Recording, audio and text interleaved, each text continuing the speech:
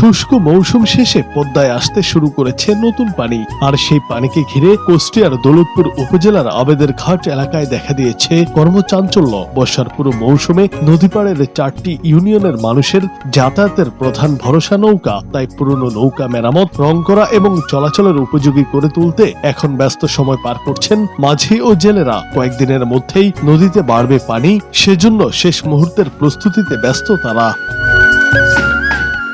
শুকনোর মৌসুমে পদ্মার বুকে জেগে ওঠা বিস্তীর্ণ চর জুড়ে দীর্ঘদিন ধরে পড়েছিল অসংখ্য নৌকা। কোথাও কাত হয়ে, কোথাও বা বালুচরে আটকে ছিল জীবিকার সেই প্রধান বাহন। তবে বর্ষার নতুন পানির আগমনে আবারও প্রাণ ফিরে পাচ্ছে পদ্মা, আর সেই সঙ্গে জেগে উঠছে নদীকেন্দ্রিক জীবন জীবিকাও। আমি এই ঘাটেরও মালিক, সরকারি ইজারা নিয়ে আমি এই ঘাট চালাই। আমার একটা নৌকা তৈরি হয়েছে, আরও 2টা নৌকা আছে। ওই নৌকা মেরামত কাজ হচ্ছে। পদ্মার নদীর পানির আগমন কেন্দ্র করে আমরা তাড়াতাড়ি করে নৌকাগুলো মেরামত করছি। নদীর তীরে সারিবদ্ধভাবে রাখা নৌকাগুলোতে চলছে জোরে সোরে সংস্কারের কাজ। কোথাও পচে যাওয়া কাঠ বদলানো হচ্ছে, কোথাও নতুন পাটাতন বসানো হচ্ছে। নৌকার তলা মজবুত করতে লাগানো হচ্ছে আলকাতরা। এরপর দেওয়া হচ্ছে নতুন রঙের প্রলেপ। হাতুড়ি, করাত আর পেরেকের শব্দে মুখর হয়ে উঠছে পুরো ঘাট এলাকা। সকাল থেকে সন্ধ্যা পর্যন্ত নিরলস পরিশ্রম করছেন মাঝি, জেলে ও কারিগররা। কারণ নদীতে পানি বাড়ার সঙ্গে সঙ্গেই শুরু হবে যাত্রী পারাপার, মাছ ধরা এবং নদীকেন্দ্রিক নানা কর্মকাণ্ড। তাই সময় নষ্টের সুযোগ নেই তাদের। রাজশাহী বাগা থেকে পুরাতন নৌকা মেরামতের কাজে প্রতি বছরই কুষ্টিয়াতে আসি। আমি আসছি নৌকা মেরামতের কাজ করার জন্য বাঘা থানা, ব্যাঙ্গারি, চাঁদপুর থেকে।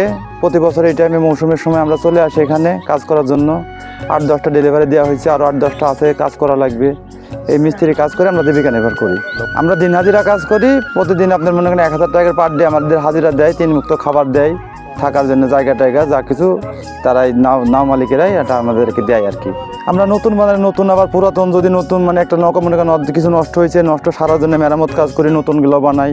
বর্ষার পানি বাড়ার সঙ্গে সঙ্গে আবারও সচল হবে এই নৌপথ, আর সেই সময়ের অপেক্ষায় এখন শেষ মুহূর্তের প্রস্তুতিতে ব্যস্ত দৌলতপুরের আবেদের ঘাটের মাঝি ও জেলেরা।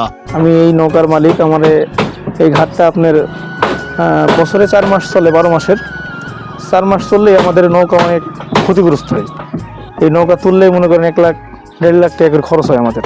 নদীতে পানি না থাকার কারণে এদের অনেক সমস্যা এবং আমাদের নৌকারও অনেক ক্ষয়ক্ষতি হয়। নদীতে পানিটা 12 মাস থাকে, তাহলে আমরা অনেকভাবে উপকৃত হই। পদ্মাপাড়ের মাঝি ও জেলেদের জীবন যেন অনেকটা নৌকার মতোই, কখনো চরে আটকে থাকে, আবার কখনো নতুন জোয়ারে গা ভাসায়। সব প্রতিকূলতা কাটিয়ে নতুন পানির অপেক্ষায় মাঝি জেলেদের এই প্রাণান্তকর প্রস্তুতি প্রমাণ করে পদ্মাপাড়ের মানুষ জীবন সংগ্রামে কতটা অদম্য।